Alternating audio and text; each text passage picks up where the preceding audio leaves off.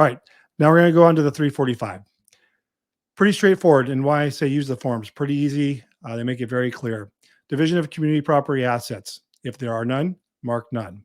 If there are some, mark the box and put what your assets are. Maybe, you have a vehicle, 2011, what do we have here? Toyota Prius. A lot of those run around here. Put a comma and continue on with what the assets are going to be assigned to petitioner here. Same thing for respondent. If you're going to have a Quadro, I can do a different video on this, but if you are dividing a pension, if one of you have a 401k or a pension, something like that, this is where that information would go here.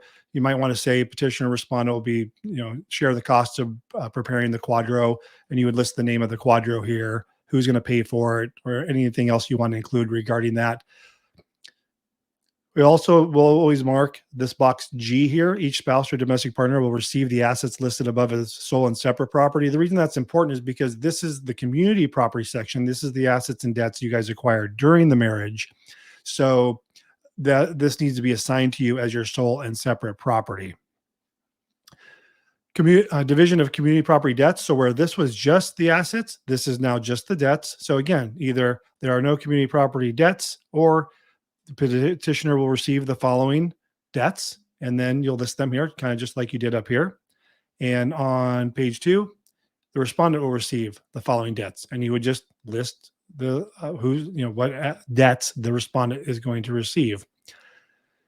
Never need to use this section. Equalization of division of community property. So this is used if you are going to buy out, for instance, your spouse out of the family home. You would say, petitioner will pay to the other party, I don't know, $50,000.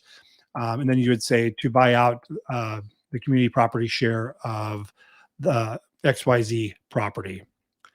Separate property. This is a different section for everything else that's not community property. So maybe you had an asset, car that you owned before marriage that was paid off. You weren't making payments on it. It was a before marriage or after separation asset or debt, that would go here. And you'll just list those separately here.